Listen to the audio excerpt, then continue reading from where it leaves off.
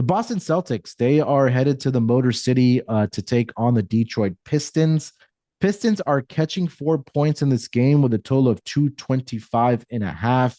Boston is a team that is in action north of the border right now as they are taking on the Toronto Raptors on Tuesday night.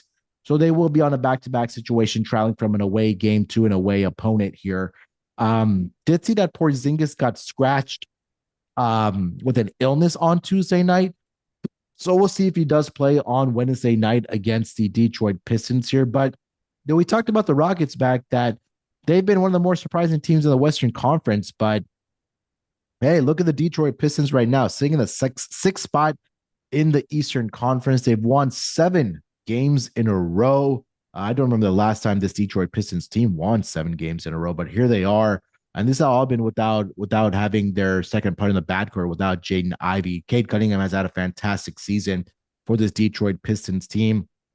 They're 3.5 games clear of the play-in tournament bracket here, but now facing one of the best teams in the Eastern Conference, if not the best team in the Boston Celtics, the defending NBA champions here as they catch 4 points here at home. Mac, what are your thoughts on Celtics and the Pistons?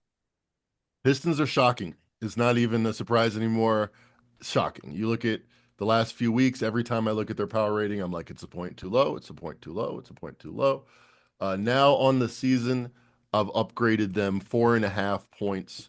No, I'm sorry, that's 4.5 since January 1st. I've upgraded them 8 points, which is most in the league. The Rockets, your Rockets are +4, Grizzlies are +4. Pistons, I can't get a handle on how good they are.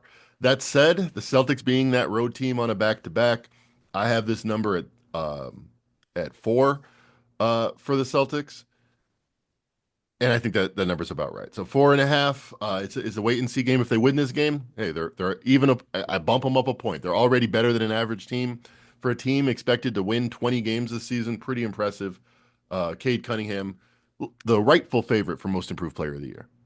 Yeah, 100%. Boston on back-to-back situations this season, 4-4 ATS, so not much there for this Boston Celtics team. And I think this is the one team that you do want to keep your eye on for the injury report because, like I mentioned, Porzingis did not play on Tuesday night. He was a late scratch there, which was classified as an illness. And then I would probably expect one of Jason Tatum or Jaylen Brown to sit in this game here for the Boston Celtics. But like we mentioned, that the Detroit Pistons, one of the more surprising teams thus far this season. So if anything, I would take the points here with the Detroit Pistons. I think a spot that they would get up here against one of the better competitions. A true test, I think, for this Pistons team going up against the Boston Celtics here. So I would be in the neighborhood of taking the points here versus laying it with the Boston Celtics.